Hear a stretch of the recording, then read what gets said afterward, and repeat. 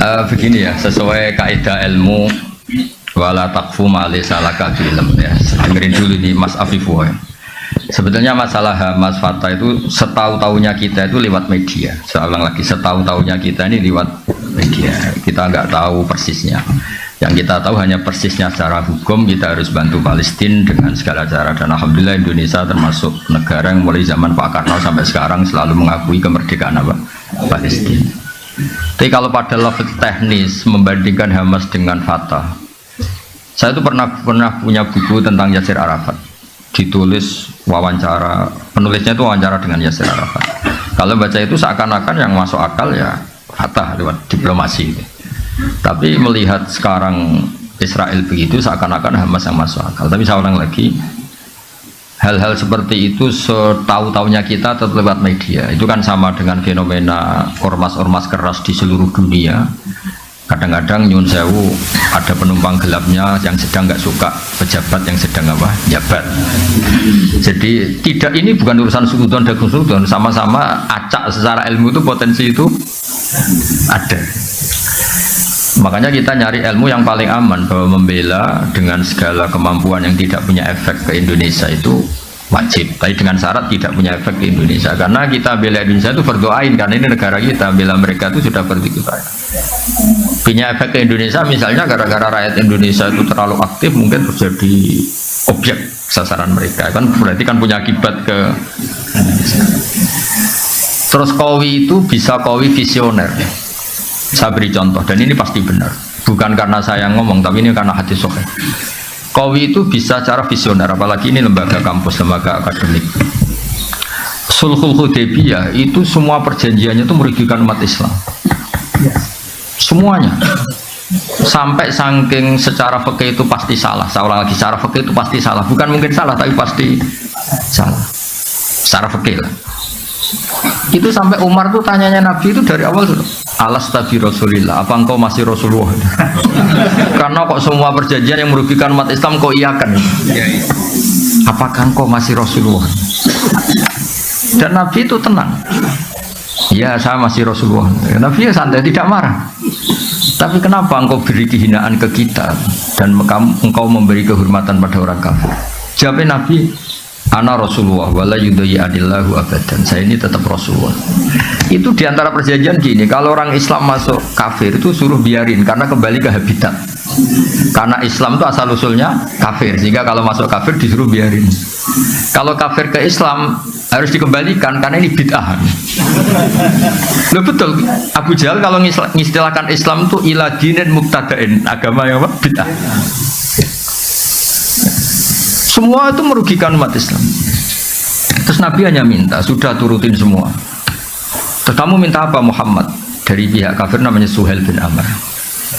Saya minta ruang diskusi tentang Islam dan kafir itu dibuka seluas-luasnya. Dan tidak ada halangan, diskusi terbuka. Oh enggak masalah Muhammad, diskusi saja.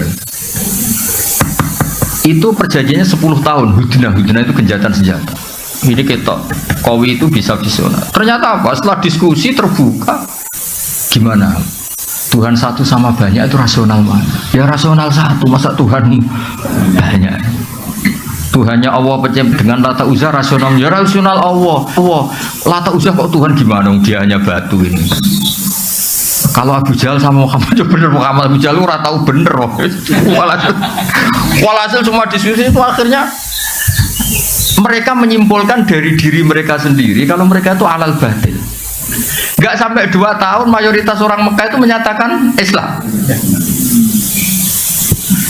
Itu kata sarah-sarah hadis Nabi itu coro sekarang menyelipkan satu hal yang nanti positif selamanya. Mergo Nabi pede kalau diskusi itu terbuka pasti orang tahu mana yang hak mana yang batil.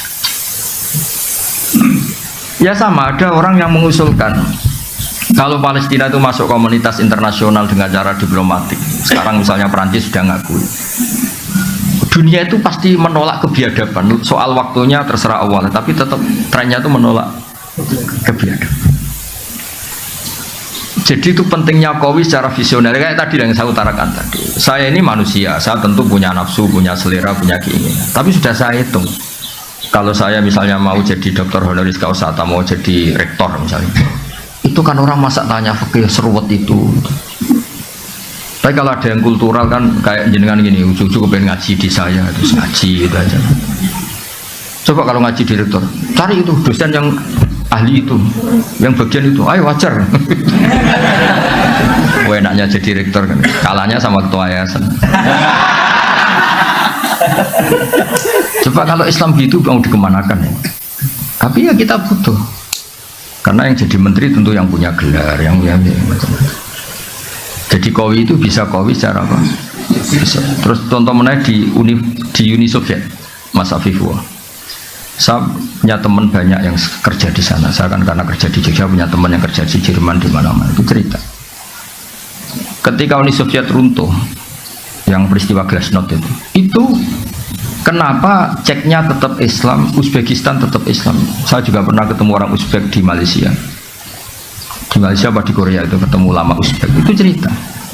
Mereka tuh punya ruang-ruang di bawah tanah untuk ngajari anak-anaknya tauhid. Sehingga ketika secara lahir itu komunis ateis, sebenarnya mereka itu punya tauhid. Maka ketika keluar dari Uni Soviet, itu tauhid gak pernah hilang. Jadi barokahnya kayak Madin. Jadi terus mereka milih jadi tetap negara Islam. Uzbek, Ceknya. Artinya apa? Ketika secara lahir mereka terkooptasi oleh paham ateisme, paham komunisme, mereka ternyata di keluarganya tetap menanamkan apa? Tauhid.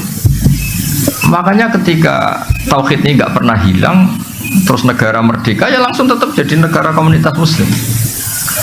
Maka di antara visi Quran itu tentang kalimat tauhid itu begini: wa ja'alaha kalimatam baqiyatan fi aqibi. Kemudian Ibrahim menjadikan kalimat tauhid sebagai kalimat yang abadi di anak turunnya. Kenapa kata fi aqibi, bukan kampus, bukan pondok? Karena orang itu pasti ingin yang penting selamat tuh anaknya dulu. Makanya sebelum ke Unisma anak ini sudah muslim, sebelum mondok juga sudah. Ini pasti jasanya orang tua. Itu juga Kowi, maksudnya apa? Jadi itu juga visi yang, jadi Kowi itu tidak harus ya, jadi Kowi itu bisa. Ya kayak orang dosen-dosen ini kan kalau di rumah tidak Kowi, tapi setidaknya berangkat sepatunan, dasinan, paling enggak kan kelihatan tidak nganggur gitu. Ternyata apa? Di rumah disuruh istri, di kampus disuruh rektor. Itu Kowinya di mana kan tidak ada, nggak ada. Iya, Kowinya ya tadi dilihat tetangga, wah keren dosen itu. Lah akibat dari nasibnya gitu, yang penting dasinya ditata rapi, sepatunya ditata, itu satu-satunya harga dirinya ya itu. Ya itu juga Kowi gitu loh. Kan lumayan ada tahapan hidup gak dianggap pengangguran. Jangan tanya penghasilan, yang penting gak nganggur dulu. Dulu itu ada orang sering marah sama istrinya sampai mempertimbangkan mau dicerai. Itu gak cerainya karena tanya saya, Gus, istri saya kebangetan pas saya cerai. Status kamu punya istri sudah keren karena tidak jomblo. Kalau kamu ceraikan tidak keren, jadi duduk. Angen-angen tetap untung. Angen-angen punya istri tetap untung. Karena ini duduk ya kepenak kata saya. Ya kecuali istri kamu yang menceraikan lewat Rafa, gimana lagi gitu. Terus tadi yang dari jenengan tanya apa tadi? Murotal lah. Kalau ngawur kira-kira. Maksud saya gini, ngawur, tanyakan pakar psikologi. Memangnya mungkin orang sengawur kamu nikmati istri kemudian iya, makanya saya tadi bilang kalau istri kamu cantik itu mungkin pertanyaan itu tidak muncul.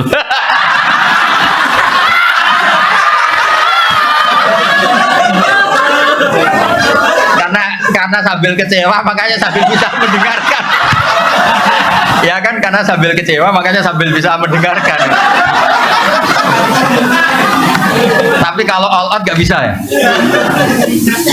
Ya makanya pertanyaan tadi itu kadang-kadang ngawur itu ya penting. Jadi itu kan sebetulnya hadis itu bukan untuk tadi untuk fardiyah tadi untuk pengandian itu.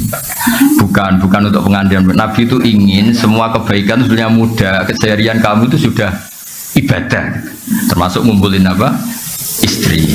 Nah itu Nabi itu hanya ingin cerita tentang betapa mudahnya masuk surga. Makanya saya itu termasuk kiai yang menyetujui itu. Masuk surga itu gampang. Saya sering bilang ke jamaah saya, surga itu kan kamu sudah dikasih kuncinya, miftahul jannah la ilaha illallah. Neraka kamu tidak punya kuncinya kok bisa masuk? Harusnya orang itu nggak bisa masuk neraka karena nggak megang apa? Kuncinya. Kita ini kan hanya pegang kunci surga. Tapi ada orang kiai yang bantah, Gus mungkin neraka tanpa pintu. Jadi blang-blang saja. Terus saya bilang, tapi saya tidak tahu alamat neraka, saya tidak tahu. Yang saya tahu alamat surga. Makanya saya sampai sana. Kalau kamu mungkin tahunya alamat neraka, makanya kamu sampai sana. Ya kan jelas kan miftahul jannah. Orang udah pegang kunci kan menang ayam sudah. Apalagi kita ya kan orang pesantren sering tahlilan, kuncinya banyak. Mau lipat pintu mana kan kita sering. Ya kan kita kan sering tahlilan itu kuncinya kan. Jadi Nabi itu di hadis wa fi buti ahadikum sadaqah itu Nabi ingin memberi contoh segampang itulah apa masuk surga. Terus tadi yang Abi Budin tanya apa? Bagaimana uzlah dengan ngomongnya sama rektor.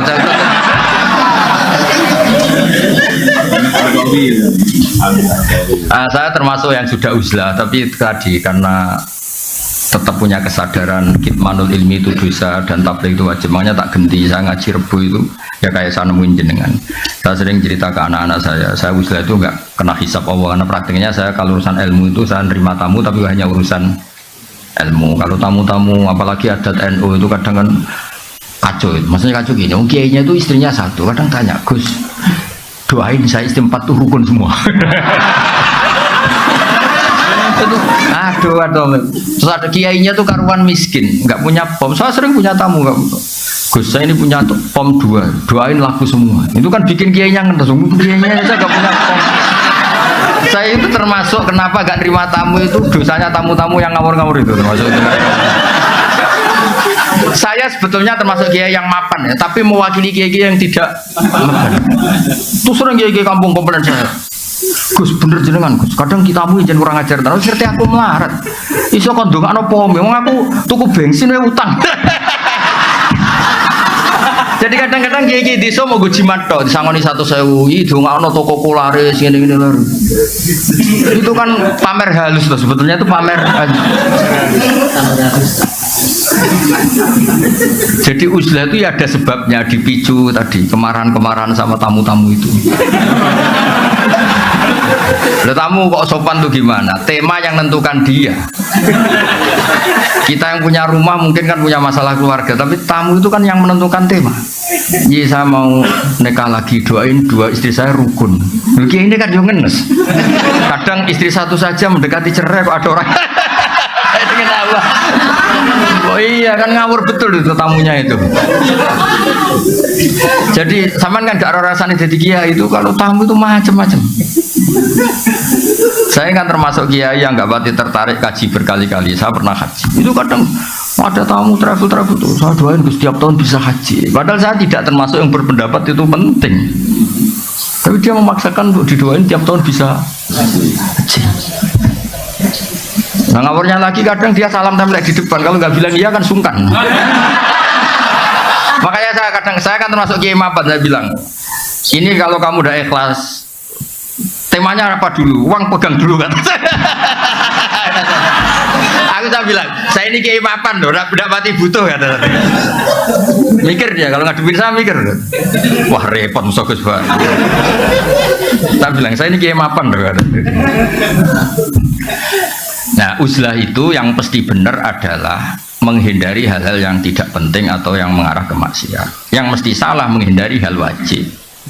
Maka cerita yang Imam Ghazali keluar dari Nizamiyah itu belum Anda teruskan. Sebenarnya Imam Ghazali setelah uzlah dan beliau menulis Ihya itu digojlok sama guru-gurunya yang wali-wali itu. Beliau mengalami kasyaf, digojlok gini, enak-enakan kamu di sini. Dulu orang-orang baik itu wa'udhu fisabili, disakiti ketika berjuang belain saya. Nabi ditanya orang-orang Bedui, kadang menyakitkan pertanyaannya apa. Kalau kamu di sini enggak mengalami wa'udhu fisabili, makanya terus beliau kembali tapi tidak jadi rektor, terus bikin madrasah 2, yang depan madrasah fikih, yang belakang madrasah tasawuf khonikoh namanya itu. Jadi akhirnya beliau kembali tapi nggak jadi apa rektor, tapi tetap apa ngajar. Jadi kalau ke depan tuh ngajar apa? Oke. Kalau belakang ngajar torikoh kalau di Indonesia. Jadi nanti guri istighosa, nanti ngarep hada halal, hada haram. Kira-kira. Jadi saya juga melakukan itu. Saya ini sudah uzlah, tapi kalau ada ngaji satu ngaji. Satu kalau ngaji Jalalain itu setengah 12 sampai setengah 4 biasa saya berjam-jam. Karena ngafaroi saya sudah tidak bisa nerima tamu. Tapi saya pastikan asal usul pemicunya itu tamu-tamu tadi yang saya sebut itu. Saya tidak pernah berdoa mereka dimaafkan Allah, sudah gak apa-apa. Dimaafin apa enggak gak penting. Tapi saya yakin Allah itu memaafkan itu. Sudah gak usah didoain tapi nanti Allah maafkan. Karena kelirunya juga keliru-keliru yang lucu aja. Saya pernah marahin tamu sampai sekarang ingat, dan marah saya pasti didengar Allah meskipun saya ada perempuan. Gak yang bisa ini. Ada tamu, anaknya itu ganteng resi. Ini penting, kata ganteng juga penting karena ini kasusnya dia itu gak punya apa-apa. Dia ganteng resi. Tanya. Kebetulan pas surup, orang Jawa kan sandiolo, surup itu kan sandiolo. Surup-surup saya itu masih open house pas itu, masih nerima tamu. Terus saya dari daerah ini gini-gini. Kebetulan orang Padi yang sekarang baru rame itu, kebetulan dia orang tapi ya kebetulan aja. Terus gimana hukumnya lelaki yang marah sama istrinya terus bilang kamu itu tidak istri saya? Saya pertama masih datar, sekitar tahun 2006 gitu kan, masih terbuka. Bapak baru wafat, saya ngiai kan baru 2005, ngiai beneran resmi itu. Bapak wafat 2005, terus belum wafat beliau ke Jogja minta saya pulang. Jadi bapak saya itu meninggalnya tertib sekali. 1 bulan sebelum meninggal tuh kayak sudah kerasa, wes kemulai hak ngenteni aku ada. Alhasil terus, gimana hukumnya suami yang bilang istrinya kamu tidak istri saya ketika marah karena kecewa? Saya masih datar Pak Rektor. Kamu kenal orangnya, kenal Gus. Coba telepon, saya mau tanya. Enggak usah Gus. Udah saya mau tanya, enggak usah Gus. Mulai ada tuh. Wah saya marah terus. Wong saya mau tanya kok kenapa kamu enggak usah? Betul penting Gus, penting jenengan jawab. Kamu udah kurang ajar betul itu. Oh saya tambah marah. Tapi kan saya marah tetap Islami. Saya kan kiai beneran bukan. Terus saya mulai marah gini. Ngomong seperti itu kalau di bab tolak itu namanya kinayatut tolak. Kalau kinayah itu butuh niat, maka saya konfirmasi ke orangnya niatnya itu cerai apa enggak. Karena kalimat itu kalimat apa? Kinayah. Kinayah itu butuh niat, makanya mau saya tanyakan orangnya. Ternyata apa dia bilang? Niku kulo. Terus dia cerita, saya ini santri ganteng Gus, untuk neng. Jadi saya itu getun ngomong gitu, karena saya jadi Gus ya karena dapat dia.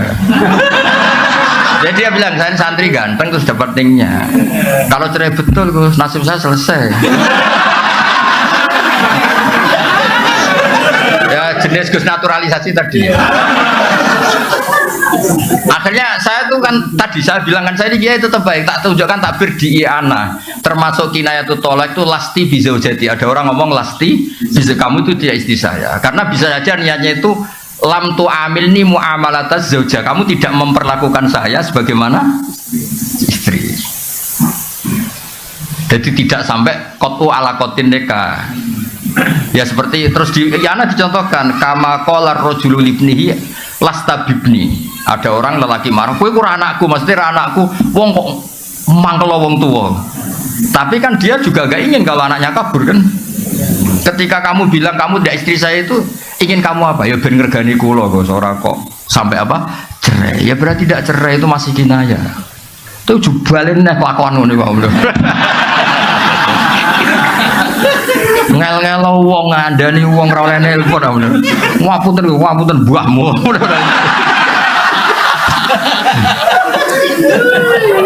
Sampai situ masih baik. Coba orangnya telepon, mau saya tanya. Karena ini urusan kinayah kan tahtaju ilan niyah.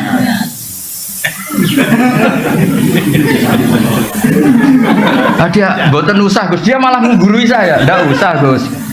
Ndak usah gimana? Ndak usah Gus. Saya akhirnya nerangkan lafadz itu kinayah. Jadi saya butuh konfirmasi niatnya gimana. Lagi dia ngaku niku kula. Andai kan sudah peristiwa rame ini di TV, dasar wong padi gitu. Untung belum rame yang sekarang itu.